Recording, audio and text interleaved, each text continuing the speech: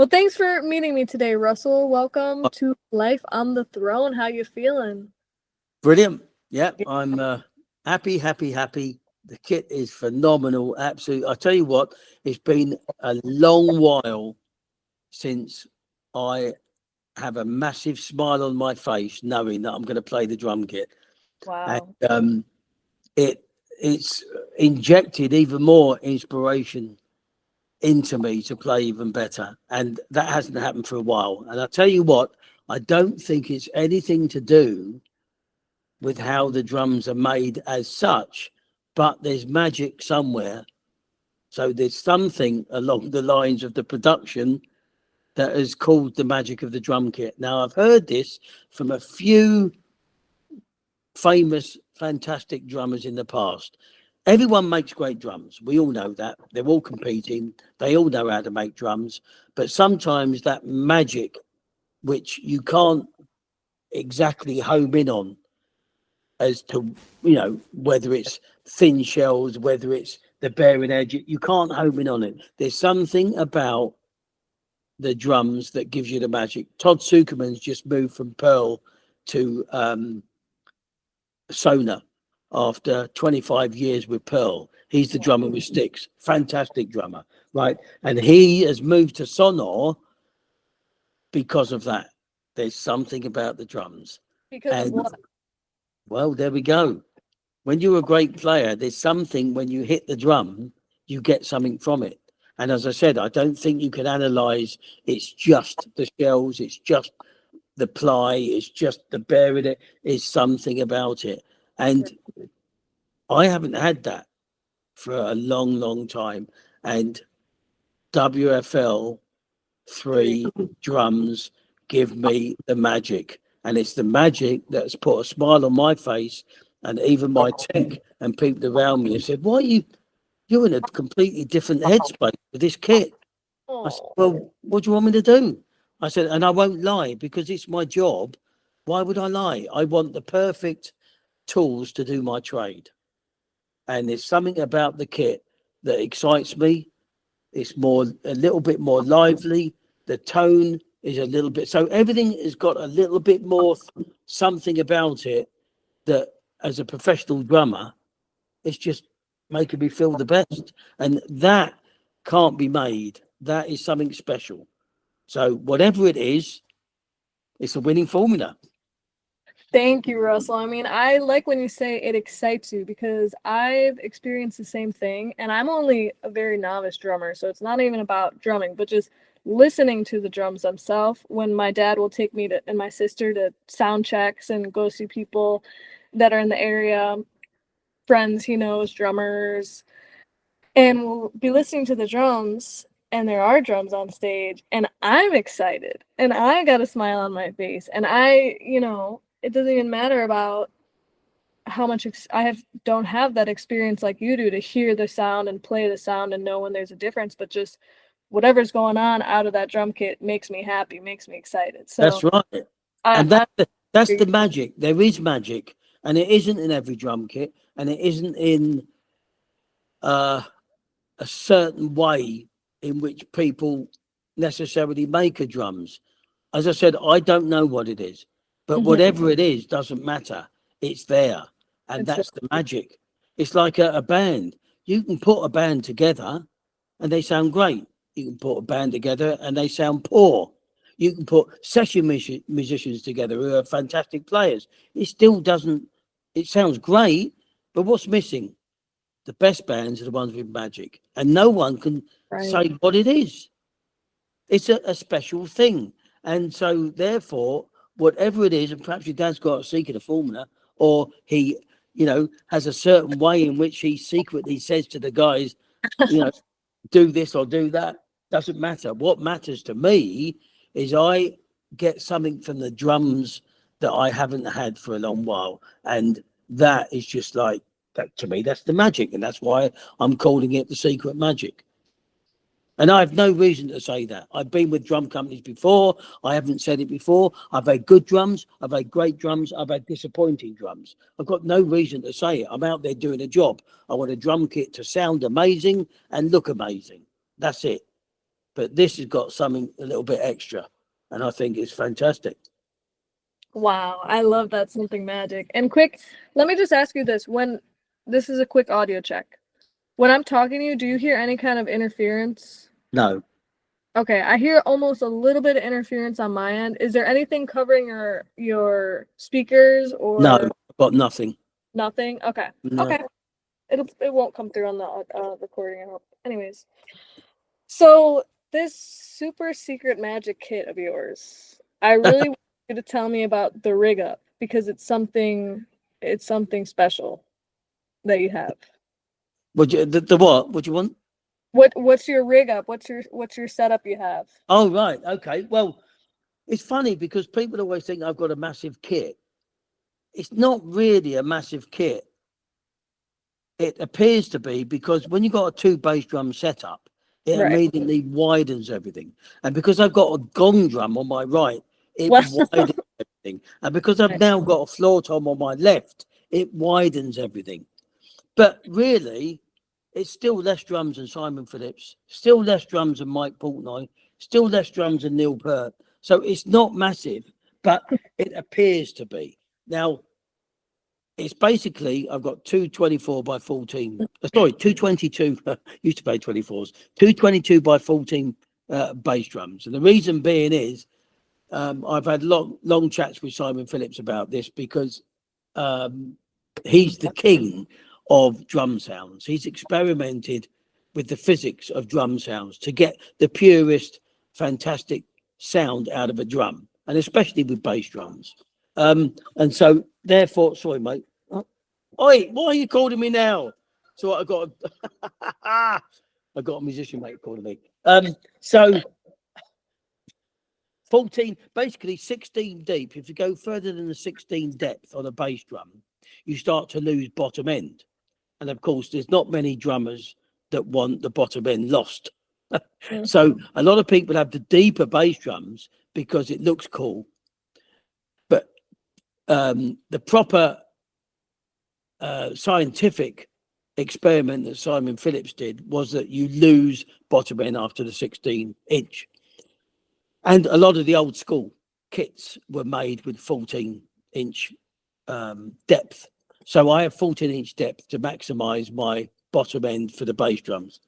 Then I've got basically a 12 by 9, 13 by 9 rack toms, two 16 floors and our Cozy Powell. The reason being is, first of all, I can't get the 18 in on the riser because I've got the gong drums, which puts part of my rack further out. But secondly, with 216 floors, the response obviously of the stick off the head on a 16 floor is responding quicker than an 18, the logistics of a bigger drum. But with a 16, you really got a lot of scope to tune the 16 a bit higher and the other one a bit lower. So you actually get a 16-18 sound out of two 16 floors. I put a 14-inch floor tom on the left because I'm very good with my left hand. I don't have a weak left hand, so I can use different stickings to bring out different tonal qualities with my phrases and bits and pieces by having the floor tom on the left. And then got to be a 14 6.5 aluminium. I mean, I beg to differ if there's a better drum out there. We all know that the old school Ludwig Black Beauties are fantastic. Of course they are. No one's going to ever deny it.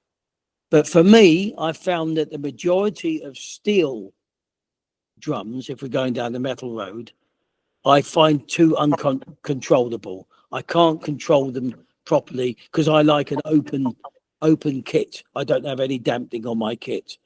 But when you've got brass and steel, I find them a little bit too uncontrollable and I don't want to damp them.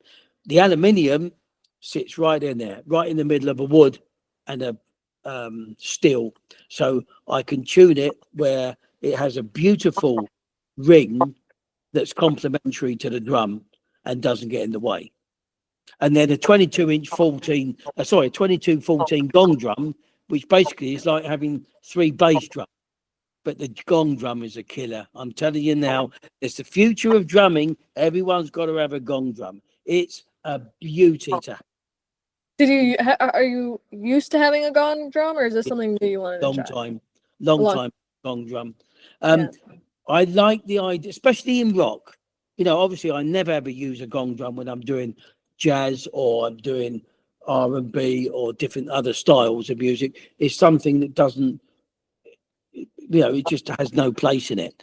But when you're doing a rock kind of situation, it's fantastic to have that gong drum. It has its unique sound and blends perfectly with the low end of the floor toms and the bass drums. Mm, excellent. And where's this kit playing with you now? Sorry? Where's this kit playing with you now? Who are you on tour with coming up Uriah tomorrow? Heep. I've been with the Uriah Heep, a classic rock band that started in 1970, basically, the end of 69 into 70.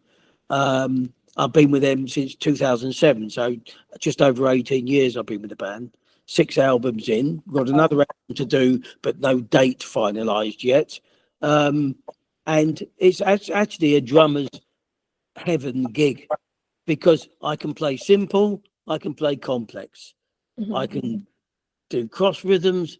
I could do anything really because the band was brought up where rock was starting, where they were all experimenting with doing aspects of prog rock and just writing songs, whether they were 3 minutes or 13 minutes. So there was a lot of scope for drummers to actually just play what they wanted to play. So the guys are used to that. So I've got a gig from heaven. I can be totally Russell Gilbrook in Uriah Heep, and Wow. it's fantastic. I get to play everything. Yeah, really. Yeah. Wow. What's some interesting stories you've acquired under that? What you said over a decade with Uriah Heep. Yeah? What playing? Yeah, I've playing. yeah, 18 years, just over Wow. 18 years. So you Yeah, guys must be a tight band then very together. tight. The band's really built its strength. Not only they've had great albums and great songs over the years, but because they've been a continuous touring band, they Yeah. built their strength on being a fantastic live band. And so, yes, the band's very, very tight. That's why our albums only take 3 weeks to record. That's everything because we know what we're doing. We play tight. We understand each other. And that's a very important aspect. You go into a studio, if you haven't got to worry about your fellow musicians as far as how they play, the tracks go down very easily. Right. So, Wow. um, there's a good understanding with each other's instrument. It makes life a lot easier. So do you play a process in writing some of that music then too? Yeah, lately I have, not in the early days. Okay. Um, there are certain dynamics that work within a band's structure of songwriting, and sometimes there's a relationship that goes on, like Mick Box, who's the original guitarist, and Phil Lanson, who joined in 1986. They've been a writing partnership since those days, so they've gotten on to 39 years as a partnership. Wow. So it's hard to get involved in writing when they're used to a format that they're used. Sure, yeah. But I have recently, I've got 4 songs on the last album, and I've still got about another 30 songs ready for the next album. And I think it helps take the pressure off them. It gives another flavour because me being I'm not just a drummer in Heap, I'm a member of Right. Uriah Heep. It gives another flavour. And as every band should move forward, so should the songwriting. You can't keep stuck in the Right. 1960s, right? It still keep the overall sound of what Heap are all about, but you're adding in flavours and slowly moving the band forward so that, basically you want to keep on encouraging new fans as well as the old fans. Right. Wow. Can I say hi? So, oh yes, we have a special guest with us. Oh, we have a special guest. Hey, Oh, how are you, hi man? Bill, how you doing, mate? You all right? I'm good. Yeah, Brilliant stuff. we're excited to get some word out about you, and I'm so happy with those videos. That's so cool. But I'm just saying, as you probably heard it earlier, there's something magical about the drums. I Oh. haven't had this feeling for a long, long time. And as I said, I don't know whether it's a combination of the shells, the bearing edges. I don't want to say what it is because I can't tell you what it is. But what I can say is there's something that's put the biggest smile on my face to get excited, to get behind the kit and hear just how fantastic they are. And I Well, don't just say that because I've been with previous drum companies where they've been great drums, but I haven't felt it necessary to speak like this. I've had my sound engineer, my monitor engineer, my front of house engineer have commented without me saying anything. They've come up and turned around and said, Russ, I just pushed the phasers up and the kit sounds amazing. I've had the monitor engineer turn around and say about the snare drum, Russ, I've got to tell you about the snare drum. I said, well, what? He said, the underneath microphone, usually you get the top end snare sound, right? Yeah, Which is yeah. pretty the same as any other snare drum. He said, I don't get it with yours. He said, I get that, but I get tone as well. He said, and that allows me to get such a great sound. Oh, And cool. I haven't preempted this at all. Well, thank you. Thank you very much. But I think, you really hit the nail on the head. It's a combination of everything. We put so much love and attention into every aspect that just makes it happen. Like a chef, making a good meal, It use is the best ingredients. Yeah. And everyone can use the same ingredients, but not have the same result. That's the thing. Right. And you drink enough wine while you're cooking. So it's going to be better. Yeah. But there is something that's a bit special that, as I said, I haven't had a smile on my face as much as this for a long while. Oh, so that's great. I don't care what it is. What I care about is being able to do a fantastic job, knowing that my drums sound killer. That's fantastic. That's fantastic. Well, I'm going to let you guys get back to it. I Okay. got to unpack some groceries. Say hi to Chris for me. Will do. And Cheers. don't let her see my face. She'll start crying. Oh, oh no. Sad but true. Yeah, that's great. So now you're touring with Uriah Heep. The chemistry is amazing. You're making new songs. Maybe they'll have a new tint to them, a new energy to them. We'll have to see. But before all this, I mean, Russ, how did you get on the throne? How'd you get on the drum throne? Apparently, I was born playing the drums. Literally born playing the drums. I used to crawl over to my mum when she was hoovering to put my head on the hoover because of the vibrations. And my dad played semi-professional keyboard. And when he used to tap his foot to keep time, I used to go and put my hand on it. Really? Yeah. And so I got to 4. They bought me a kit. I started having lessons. I was earning money when I was 6. I was doing the West End shows, which is like Jesus Christ Superstar. I don't know if you're aware of those things, Cats, The Wizard of Oz, all that kind of stuff. I was doing all of that from the age of 12 because I was schooled to read music as well. And then I was playing with, back in England, you had loads of sort of stars of like comedian stars and singing stars, and they used to go around doing like variety shows and stuff, and I used to do all of those shows. And then I did some pop records, and then some cruise ships. So literally I've probably done nearly every gig under the sun because I was schooled by a fantastic teacher and I practiced hard, that I had all the flavors to accommodate everything. And I always knew that it wasn't good enough for me to, just be a good working drummer. I wanted to establish myself a bit more. I had more to give as a musician. So I started doing lots of drum clinics and everything because I was a good player. And when I signed to some early cymbal and drum companies, they got me demonstrating at big music fairs the Frankfurt Music Fair in Germany, which is a famous one, very similar to your NAMM one. And so I started doing a lot of clinics, and then I started getting other work as a result of that, because people would see me, and things just kept progressing and progressing. And eventually I got the Uriah Heep gig, and it's it's been getting better and better and better and better, and my playing's got better and better because I've been able to understand my playing more.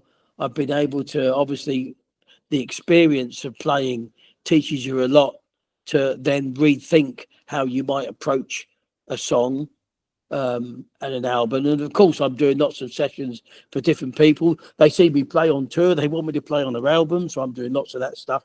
And it's great for me because I like being creative.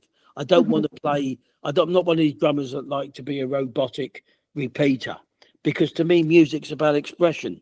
And it's very hard to express yourself if you repeat yourself. You've already done it. So the first time is usually the best time.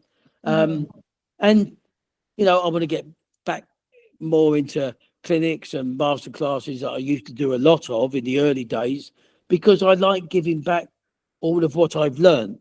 And if I can help just one drummer with one thing or um, one aspect of my playing that they might get hold of, or something from my experience that I can tell them that they take on board, then my job's done. I love giving back because I've got so much out of it. And especially with the social media, as good as it is, it can be very damaging, and there's so many experts on there that aren't experts.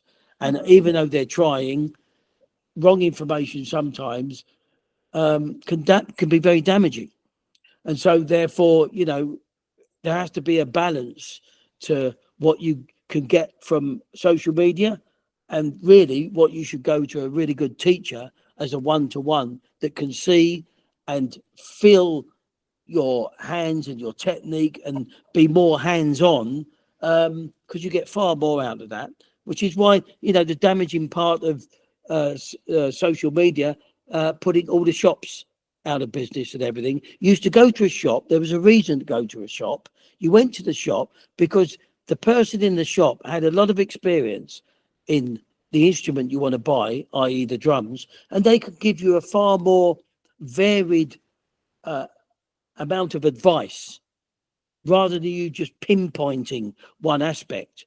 They could understand what you're saying and give you some varied options for you that would be far more beneficial in the long run. And then you might bump into someone that wanted a drummer, and there was a lot more you got out of going to a shop than you could ever do online. So it steered everything down a little bit down the wrong road.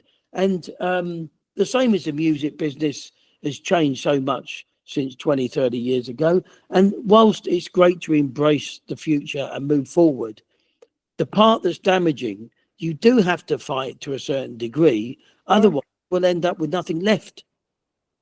Sure. So we've got to have a balance of welcoming social media, welcoming the future and all those aspects, but still retain the magical side of what really inspired and got musicians excited about drums and drumming. That's, to me, the most important thing. If you lose the excitement, there's nothing there. We've got to get people being really, like I am now, smiling before I even get on the kit. Now you want to play it. Now you want to practice it. That's what we want. We don't want people just clawing stuff off of social media and not really understanding what they're doing. They go ahead and do what they think is right when it's actually wrong, and therefore they get disheartened. It's like a bit of a throwback. And it's the same with kits. You can buy any kit online, but if you don't like it, what are you going to do? You've got to understand the reason for wanting a kit. And to me, there's only two things why you buy a kit. It sounds great, number one, because without sound, we've got nothing. And it looks great because everyone wants something that looks nice. They don't want to buy a kit that don't look nice, and my flavour isn't like someone else's flavour. You know what I mean? It's a very personal thing, which is fantastic. Why WFL will say they're going to do any finish you like, and there's no wraps. It's beautifully painted, and you then can accommodate someone for the right reasons. But they've got to see and hear the product. You can't, and the misconception of people as well, which is part of an endorser's job. You're an influence to drummers. We get that, right? But they go in blind, going, right, I want a yellow pearl kit. Well, what happens if it doesn't sound right? How do you know it? How do you know that the WFL blue kit, in fact, is going to make you feel happier than the other one? And the only way those things happen is if they see a kit and they hear that kit and it puts a smile on their face. Now they're interested. You can't get that by looking at a screen. You get that by going, seeing and hearing the kit and going, wow, now that is what I want. And retraining people that they don't think about Pearl, Tama, Sona, DW. They think about all of them and WFL. They think about everybody, because it's not about picking a kit, it's about picking the right kit. That's the thing. Yeah, really well said. There's a lot of great kits out there. There have been for a very long time. So how are we to compete? Really just be ourselves and put that special magic that we put on everything, since my dad has been doing this for his entire life. And you know, my great grandfather started WFL when he couldn't use his last name, Ludwig.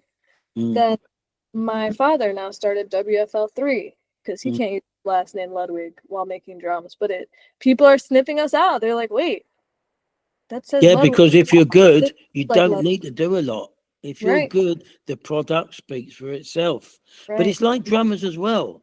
The problem is with drummers, you're no good spending too much time in books and in what you call them, colleges, right? Just like your Berkeley College and all that bit. As good as they are, you're now stopping the individuality of that person coming out, their personality. And that's what a drum kit is as well, right? We don't want 10 drummers that sound the same. We don't want 10 drum kits that sound the same. Right. So listen, be an individual drummer that has something to say, and you may have a way in getting into the music business. It's hard to get into the music business now, right? The way you get in is to be more of an individual than ever, because there's so many good players out there. It isn't about good playing. It's about all the ingredients.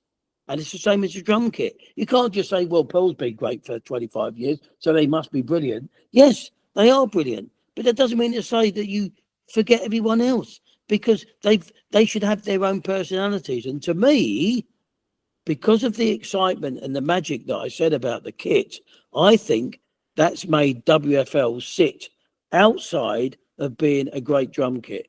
They're a magical great drum kit. And if people get that message and give them a go, I think it's going to get them, oh, hang on a minute. And the thing that's going to help it, of course, is credibility, because people hate the fact that a lesser name known, a lesser named product, let's put it that way. Of course, they're not going to go there first, because to them, well, I'm going to go safe. They want to go safe to the big brands.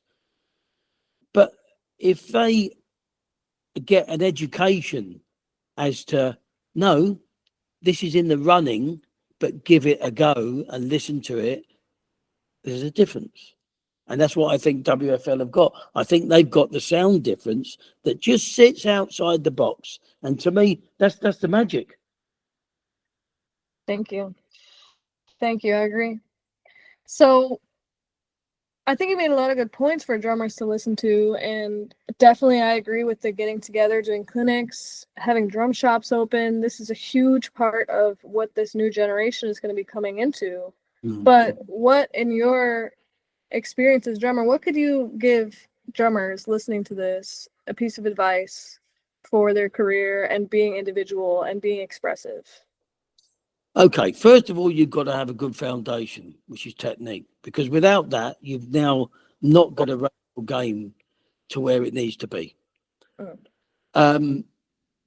Getting a good teacher, investing time in practice. You know, there's no cutting corners, there's no gold dust to put on people to magically make them amazing.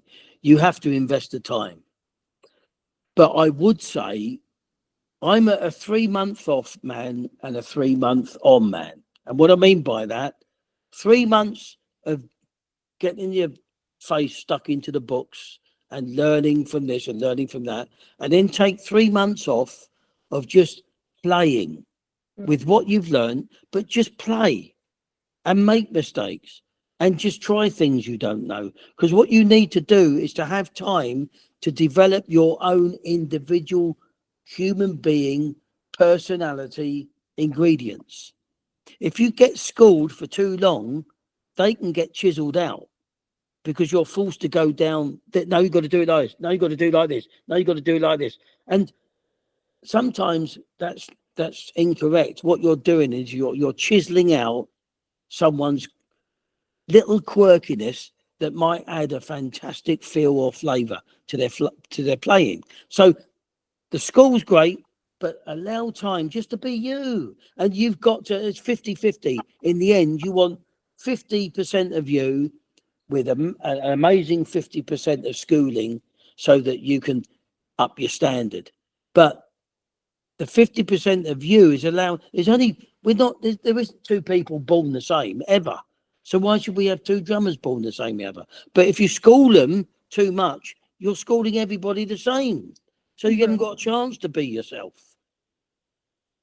You know, you've got to be free to just play and learn and struggle, because that forces you to go down a road without someone telling you.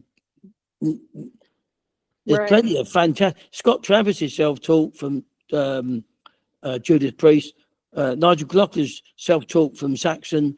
Charlie Watts was self-taught. And look at these guys. Dennis Chambers doesn't read music, right? It hasn't stopped any of these guys. Jonathan Sugarfoot Moffat with Michael Jackson, completely self-taught, doesn't read music. It hasn't stopped these guys. And the wonderful thing is, they've learned how to play. They played along with their great artists. They played along and worked out techniques that they find awkward, hard, or strange. They've worked out how to do it. And by working it out, has allowed them to have this feel and this certain way about them. That's the special thing. Right. Right. I agree. We can all strive for that. At least give us the chance to do it by getting out there and making mistakes and playing how we want to play. In the practice room, make 1,000 mistakes because no one cares, but you learn from every single one. And then when you go out and do a gig, you make no mistakes because you've taken care of business. Or maybe you make a mistake and everybody loves it, right? That happens sometimes. Of course it does, and especially a confident mistake. Right. You make a confident mistake, I don't think many people realise, only perhaps musicians. But if you make an apprehensive mistake, then it sounds even more worse than what it was. Right. Right. And how better to gain confidence than to make the mistakes in the practice room. You've got to do it because, you know, no one's perfect. You've got to drive through the brick walls and the problematic areas in which you come across when you're playing. But you were saying about the mistakes happening in the practice room. Yeah, I mean, the thing is, you've got to go through all of the problematic things that every drummer goes through, you know, whether it's independent, whether it's hand technique, whether it's timing, whether it's your dynamic control. You've got to go through all of that to have an understanding of what it is you're having trouble with. Because to me, I've always put understanding at the top of the list for any drummer learning anything, because if you don't understand something, you can't practice it properly. If you don't understand what you're doing wrong, you can't correct it. And what do you mean understand? All those things, now you can focus on the areas to make you a better drummer. So what do you understand then about your drumming? What is it that is it do you understand the rudiments? Do you understand how to get a correct sound, or what is that? It's the overall thing. I think the best reflection anyone can have is you practice by practicing looking at yourself in the mirror, because you can see and relate to your feelings with the vision of technique when you're practicing technique. But it's also constructive practice. So I'm not a massive fan of rudiments, you see. I don't necessarily believe in rudiments. I believe in two rudiments. I believe in singles and doubles. Always have done for the last, 35, 40 years. And why I say that is because if you were to dissect all the rudiments, every single one of them is a combination of singles and doubles. So a paradiddle, two singles and a double.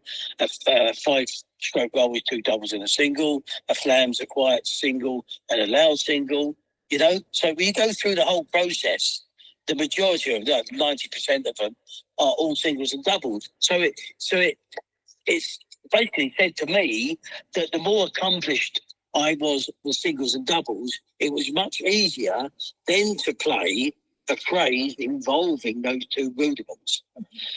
And when you play the drums, basically every drummer I know, when they're playing, like proper playing, whether it's grooves into fills, back to grooves, or even doing solos, if you watched them and analysed them and broke it down, you would see fluidity going between singles and doubles and accents, of course. So if that's the foundation, that's what people should be practicing, really, the foundation.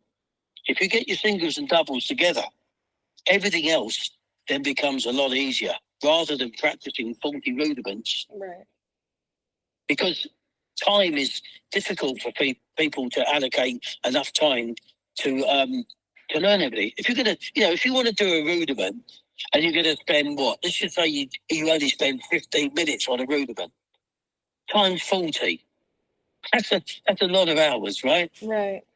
So the problem is with singles and doubles, if you were to practice singles for 15 minutes and doubles for 15 minutes, which is just half an hour, and did that every day, that's a long time to practice your two rudiments. Yeah. But those two rudiments, if they're the foundation of everything, my God, how easier would it be to do the other 38 rudiments or whatever it might be, because you've got a solid foundation. You're cutting your practice time down by prioritising the things that are the most important. And then it's the hardest thing for most drummers to learn the double stroke. That's always been the hardest thing. And if you... Oh, what was that? I think that was actually my computer. Oh, if you nail your double stroke, which is a nightmare for so many drummers out there, but if you can nail it, it's half of drumming. It opens up the world of drumming just by putting one double stroking. Yeah, that's clear. That's clear. That is clear. That makes a lot of sense, because it's a time that can really make people disencouraged to practice, like you talked about. Well, I feel like you have a lot of passion and creative expression to give us even more after your time with Uriah Heep so far. You've got even something more up your sleeve, we hear. You're going on tour tomorrow. And where can we find you? Festival. We're in the middle of festival season. Yeah. So there's festivals every weekend to the end of August. I've got September off, and then we have a European tour to do the middle of October to the middle of November. And where can we find you? On socials, or are you selling any music? Yeah, I'm on Instagram. I'm on, obviously, Facebook. I've got a Facebook page. I have got a YouTube account, and I'm starting to get that going again now. Oh, brilliant. I have been a bit lazy in the past, only because I've been so busy with Heep doing bits and pieces that, to be honest, I forgot about social media to a degree, and Sure. I shouldn't have, because, it is the future. It is the way to go. It's a great way to connect. It's a great way for people to access so much stuff, whether it's good, bad, or indifferent. So I've got to get a bit more hotter on that now. Well, it's never too late, and especially with all the creative expertise you have to give. And like you said, you love doing clinics, so people are going to love what you have to offer. And I'm really happy that we got you on the radar now. And this will be the first of many, I hope, Russell. Yeah, it's great. I'm really happy to be a part of the WFL III family, and the future's looking really good. So I can't wait for that. Thank you so much, Russell. I really appreciate it. Thanks for coming on, and it was a pleasure to talk with you. Yeah, thanks ever so much indeed. Cheers.